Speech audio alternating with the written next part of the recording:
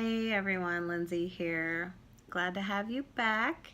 If you're new, welcome. Subscribe to my channel and stay with me. Follow along on my crazy journey I call life.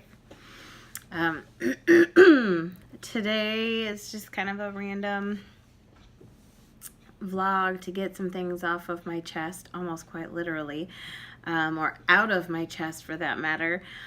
I'm still sick. I don't think at this point I'm really contagious.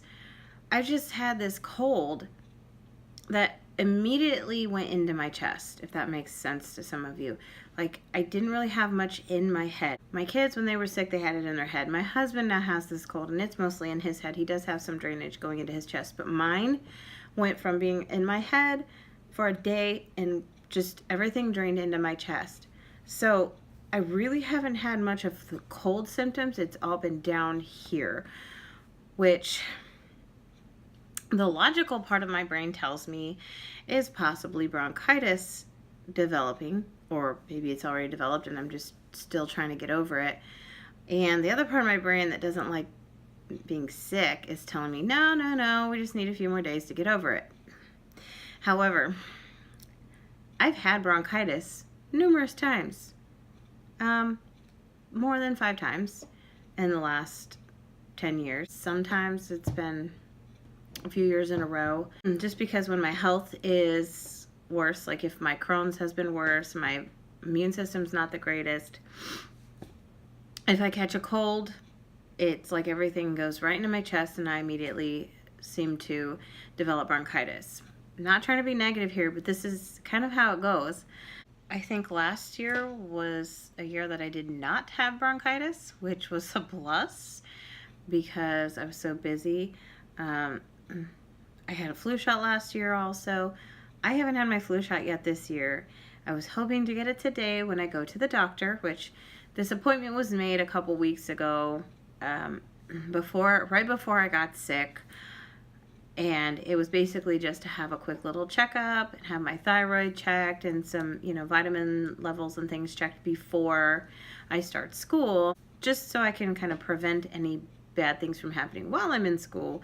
However, if it turns out I have something going on, I'm still sick from something, or I have bronchitis, no flu shot for me. I've usually tried to schedule my flu shots when I'm not sick, or if I am sick, I just reschedule, or I've never gone anywhere else really to get my flu shots since I've been at this current doctor because I've had really good luck with these flu shots.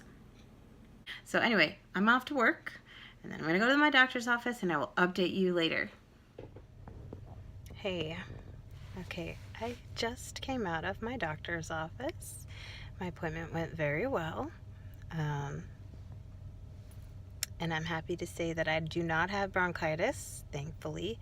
My lungs sounded okay. She just said maybe just take a little something to help with the mucus and stuff that's drained into my lungs. But other than that, she said nothing sounded abnormal, which was good. My heart was good. My blood pressure was within normal range, so I'm happy about that. And everything else was great. So since I do not have bronchitis and no other cold symptoms, I was allowed to get my flu shot today. So my left arm is a little sore, but no biggie, I'll deal. And she said everything was great. I actually got a compliment. She said I looked very healthy. I looked like I had lost weight. I seemed really happy, a lot happier than the last time she saw me. So, she is not increasing my dosage on my anxiety medication. So yeah, everything's going well. And I am going to go on with my day and go home and love on my kiddos. And my doctor is very happy for me being able to go to school. She's glad I decided to make some lifestyle changes to help. But she said probably not enough yet to take me off of my anxiety medication. She thinks that taking me off might not help when I start school. She wants an update after I start. And I did not have to have my thyroid checked today because I wasn't having any symptoms of any problems. So I don't have to have that checked again until May. Don't have to have any female stuff checked. So that was great. So it was all around a good deal. And I had so many compliments today on how I looked, and that I looked just really good. And one of the nurses here actually used to work with my dad, so I had to show her a really cute picture of my dad from Halloween. And she said I looked really good today, and that just made me feel so awesome that I look as well as I feel, and I'm happy. Hey, I am back home, safe and sound in my house. My appointment, like I said, went very well, and I was very happy. I have to show you real quick the outfit I have on today that I put together. My daughter said she thought it was really cute. I was going bold today, and can you see this? I'm wearing floral with stripes. It's a long skirt. I got so many compliments today that I think I'll wear it again. Okay, anyway, I got to thinking about when I was getting my flu shot. I thought so many people out there are either for or against getting this flu vaccine. Now, I'm going to tell you why I get the flu vaccine, and I'm going to tell you why I feel that you should not totally dismiss it if you're either on the fence or you're against it. With my Crohn's and my other health issues, my immune system is not the greatest. So if I were to catch the flu and had no type of protection from it, I could get really sick. Now, I know some people out there think flu vaccines don't work. I don't like them. What's the point? You know, things like that. A lot of things have happened over the years, and flu vaccines have improved. And I also think that people are just not being educated properly on vaccines. I understand that clinics and doctors' offices, they try to provide information to their patients with these lovely informational sheets. People don't take the time to read them. So I like it when staff at a doctor's office or clinic will go out of their way to explain it to someone and make sure they're fully aware of what this is, what it's going to do, how it's going to benefit you, and what the possible risks are. I don't think it's fair to totally dismiss something without getting all the facts. So I figure I have some of the facts right in front of me, and I have a little bit of background on some of these things because I have been in the medical field before. I have family members in the medical field. So I'm going to help educate some of you out there who might not be too sure about this flu shot deal. So I got this lovely vaccine information sheet today, and I decided I was going to take the time to really look over it. I do read these, especially if my children never get vaccines. I read them over. So here we go. First off, I want to point out the misconception with the flu, or rather a confusion. Influenza, or the flu, is not to be confused with the stomach flu, which is a stomach virus that affects your digestional tract and parts of your abdomen area in your intestines and your stomach, which will cause the nausea and vomiting. Influenza is respiratory virus that could cause some stomach upset and diarrhea and things because you get drainage and things. So here's what it says on here. Influenza. It's a contagious disease that spreads around the United States every year between the months of October and May, which we all know as cold and flu season. Symptoms. They're going to vary by age, whether you're old or young or have other health issues. So not everyone's going to be the same. You can have fever, chills, sore throat, headache, fatigue, cough, runny, stuffy nose. Notice how a lot of that is respiratory stuff. You normally would start out with cold symptoms, and they're going to get worse. If it's just a cold, it's kind of going to stay the same. You get a little achy sometimes with a cold, but you're going to get really achy. You're going to get headaches. You're going to get muscle soreness. You're going to eventually maybe get a fever and chills. It may upset your stomach to where you may have nausea and vomiting, but it's normally from all that other stuff going on. If it's not treated properly, or if someone that has a weaker immune system, you could get really sick. So I know that my immune system wouldn't be able to handle it if I got a really bad strain of flu. So I have to do something to prevent that from happening. And that leads me to another thing. Your flu vaccine may not completely prevent you from getting the flu.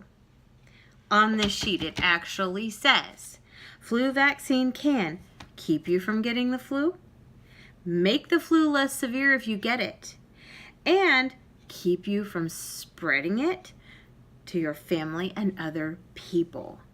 Depending on the strain, or depending on how your body is, or your immune system, or whatever, you may have something else going on in your immune system's, trying to work on, and you are exposed to the flu. So you may start having flu symptoms.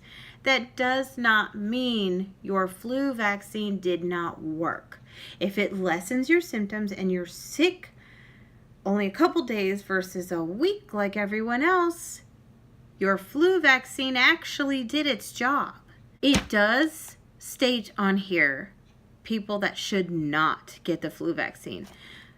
So if you were one of those people and had not been educated and went in and got a flu vaccine and didn't know you weren't supposed to have it, or the place you went to get it was not giving you the proper information or didn't ask you the right questions, you got that flu vaccine and then something bad came of that, that's not good. So in those cases, you definitely should not have it. And if you are not feeling well, it is usually okay to get the flu vaccine when you have a mild illness, which I was told I was fine because I had no more cold symptoms. I'd already pretty much been over the cold, and I just have some stuff left in my chest. And then there's a back side to this page. You should always look at front and back of everything. It even lists all the risks of the vaccines for people who want to know. Minor problems: soreness, redness, or swelling where the shot was given, hoarseness, sore, red, or itchy eyes, cough, fever, aches, headache, itching, fatigue. I do have a few of those sometimes, like I said, for a couple days after. And it even says here, with any medication, including vaccines, there is a chance of reactions. There's always a chance of reactions to anything you take, anything you ingest, anything you put on your skin or your body, whatever. There's a risk to everything. So why would vaccines be any different? And it lists some more serious problems. And it even says to not give the flu vaccine, when they're having other vaccines, or like within a certain time frame of having other vaccines. It's all here, people. If you don't educate yourself and prepare yourself, yes, you're going to have some issues. And then those people who don't get properly educated and have an issue with a vaccine, they're going to turn around and they're going to blab to everybody else that this vaccine is horrible and it didn't work just because they weren't educated. Now, let me insert something here real quick. There are those very, very rare occasions where someone claims they've been educated. Maybe they were, maybe they weren't. I'm not going to say whether they weren't. But then something does happen. Like I said, it's very rare. And then they're kind of on high alert, and their shields are up to protect themselves from this ever happening again. And I understand. When something bad happens, you're going to be scared of it happening again. But in these cases, if you are properly educated and you know all the facts, you know the risks, your doctor knows your health history, and you have to make sure you disclose everything. You can't leave some things out, especially when it comes to things like this. So there's other information on here. There's numbers to call for other questions. You should be able to properly educate yourself and then make a good, educated decision as to whether or not you want a vaccine, and not just go along with everybody else. Educate yourself, please. Anyway, that's the end of my rant for the day. I had a nice day. I hope you do too. God bless.